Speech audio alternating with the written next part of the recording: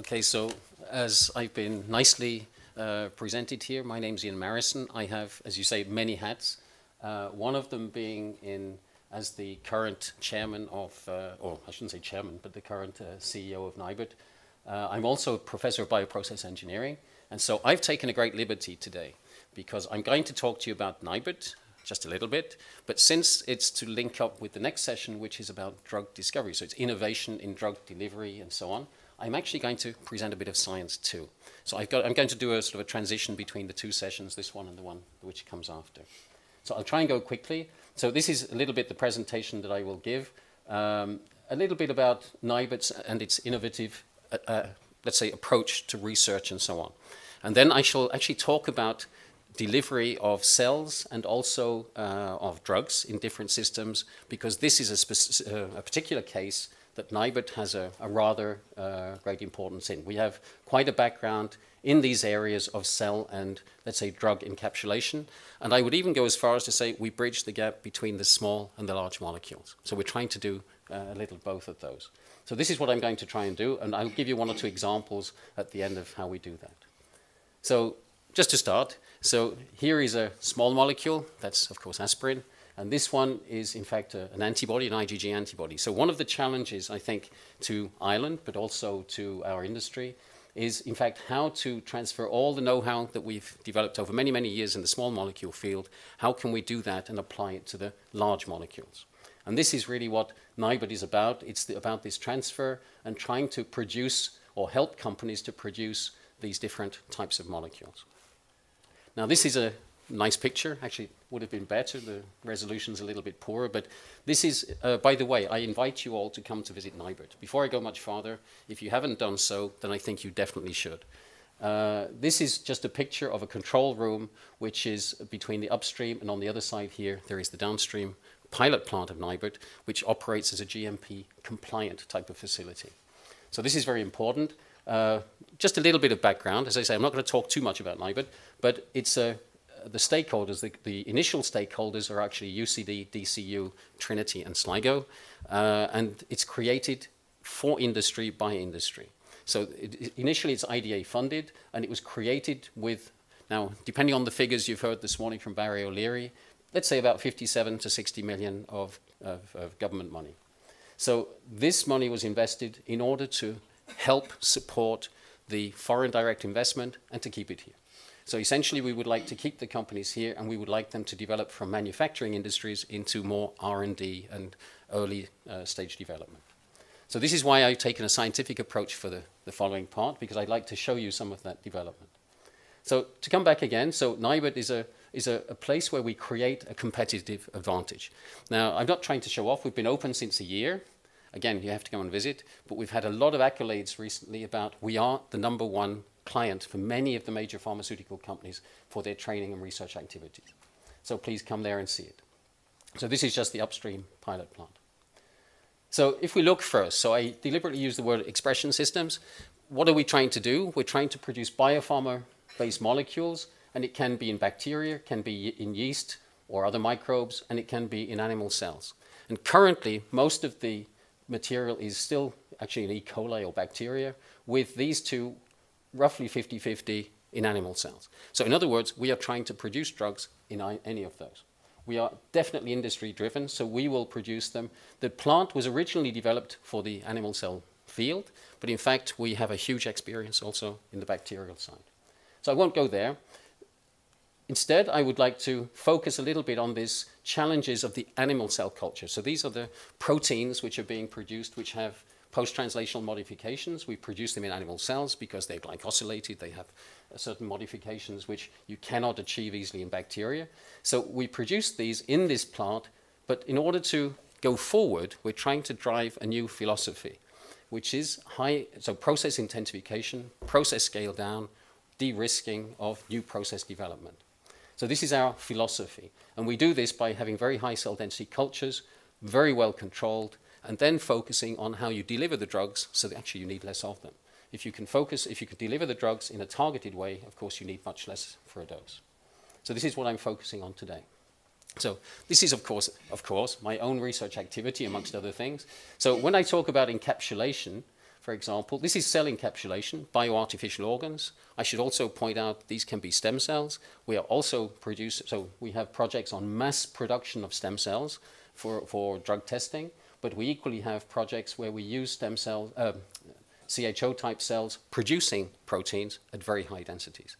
And this is important because inside this capsule, so this is a membrane, these are microreactors, very small. Inside these capsules, we can have densities up to about 10 to the 8, 2 times 10 to the 8 per mil, which may not mean much to you. It's the density of your liver. So in other words, it's a solid state type of culture, the highest densities you can get, but you can do it because these are in tiny little microreactors, which are all suspended in a large type of reactor. So in other words, we don't have nutritional and diffusional limitations through it.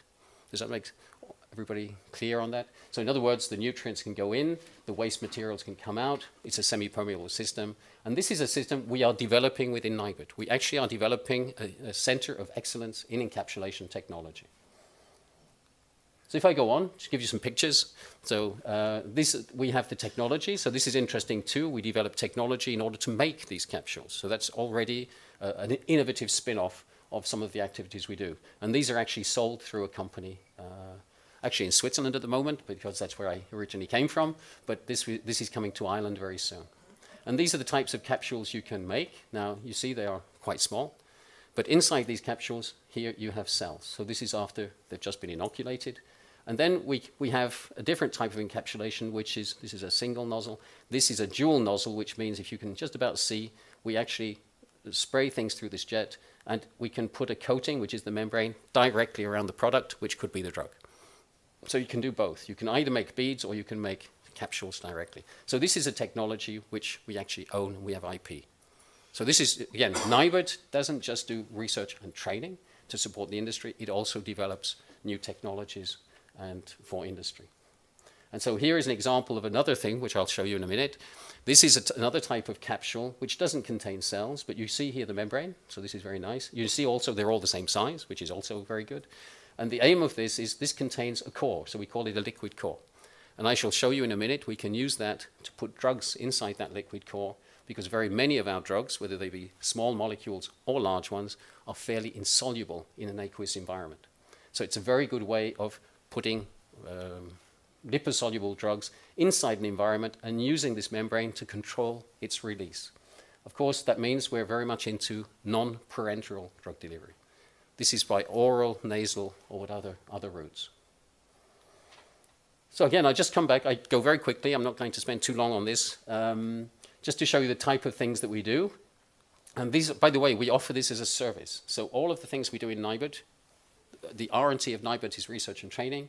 I always say there's an S which is missing. That's the services. We provide services to industry, for example, in developing these type of activities, making capsules for delivering drugs or cells. So let's just go a bit farther. Here are some more examples of cells which are in there and how we put them in there. This is, again, after we've inoculated them. This one is perhaps not the best, but it shows how dense the cells can be after a certain time. And this is the size of these capsules, about 300 microns. The ones before were about 150. So we can vary these depending on the needs of the process. So let's have a look at a slightly different version. So one is cells. Cells can be the drug of tomorrow. We might use them for remedial medicine. We might use them to deliver a particular drug which the cells are actually physically making. So we can spray them into the nose, and it will deliver a protein to the system without exposing your body to the cells which are producing it. So it's an immunological barrier, if you like. So this is something we do a lot. This is a different type of example. This is where we take our capsules made of lots of different things. And in this particular case, the core actually extracts the drug. So in this case, when we are developing a process, many of the drugs we make are very susceptible. They're very unstable.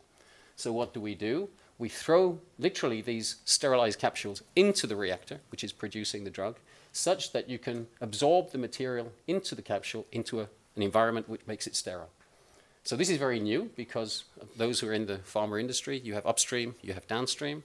We actually integrate them, which means you have the downstream as part of the upstream. It's in the reactor with the cells. So the first stage is actually extracting the drug into the capsule, and then you can remove the capsules and simply extract your drug. And I'll even show you, if I get time at the end, We can even use this, a little comment, many of the drugs we take, they find their way through the system into the water system. And many of those drugs accumulate there and can provide certain hazards. So what we also do is we actually have patents where we use such capsules to treat the water to recover the drugs from the water itself. So in other words, drinking water treatment. I can use it in the process to recover the drug, but equally well in the water to recover it for producing drinking water. It just shows again the innovative approach to the technology. We are very technology driven. That means we develop platform technologies which can be used in different areas of research. This is an example, so again I'll go very, very fast. This is an example of an antibiotic, so technically a small molecule, produced by fermentation. It's also an anti-cancer drug and couldn't be produced efficiently nor economically. So what did we do? We actually, this is the drug, by the way, so it's called Geldanamycin. It used to be made by GSK, but it was not commercially viable. So it's made by an organism, and all we simply did, now again, I don't want to go into too much detail, except when, if you look at this, it was being produced in the cultures, and then at some point, it was being degraded. So in other words, highly unstable. So by throwing in the capsules into the process, and this is the red line here, we just proved that you could actually produce the drug, it absorbed into the capsule, and you see it actually produced more and it was stable. It didn't get broken down. So it was an extraction method for producing the drug. And that's really it. I just show you the process. If you want these slides, you can have them. And what was very nice is that once you'd extracted into the capsule, by 2 or 3 very simple steps, we could extract the drug out and it crystallized directly. So it was an extremely cheap and cost-effective way of producing this drug. So that's for, let's say, a small molecule drug. We also, as I said, used it for drinking water. I won't go into the details, but these are some of the drugs which we've used it for as an extraction process. A thing I'm not going to tell you about, but if you're interested, we also make nanocapsules, which are much, much smaller than these, which are even more efficient at extracting or delivering these drugs, but I won't present that here. So let's leave that particular part. Where is the, there we are. So another thing, I'll go very fast because it's a bit of a sales pitch from me, is to say not only can we make these different capsules, we can test them.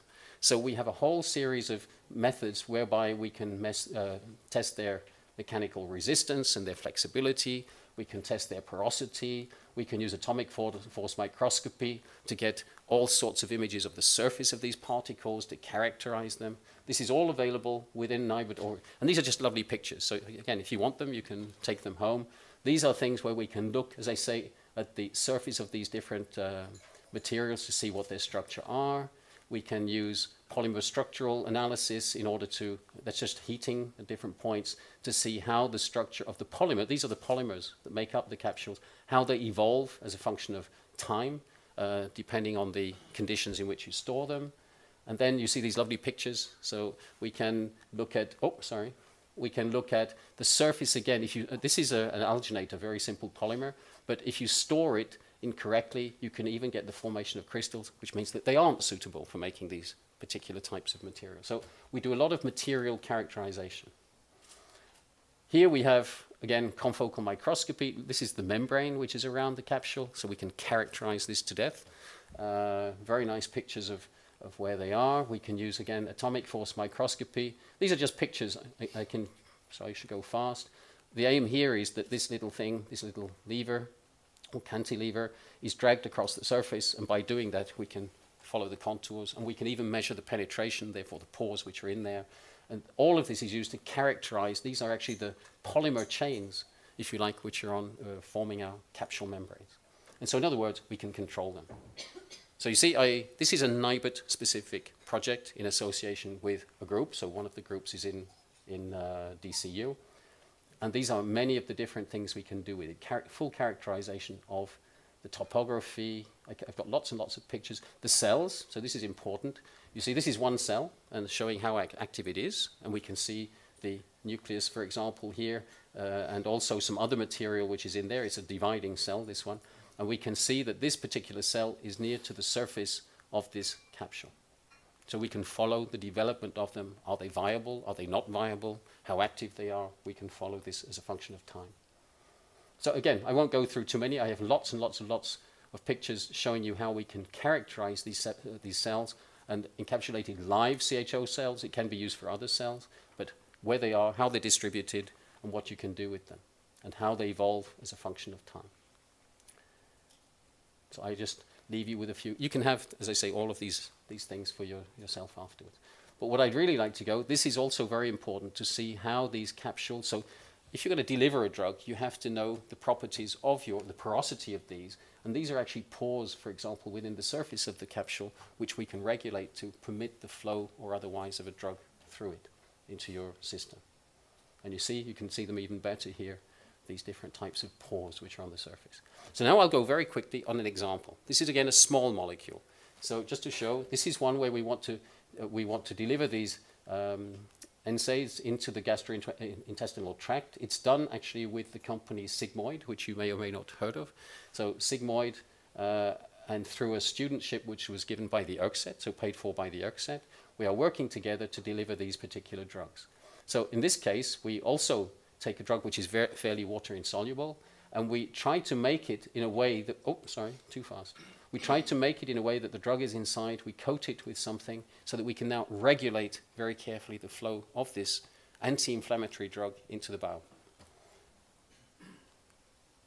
So here again, we can either make beads containing droplets of the drug, or we can make capsules with this famous membrane around it with a liquid core in which, in this liquid core, the drug is dissolved.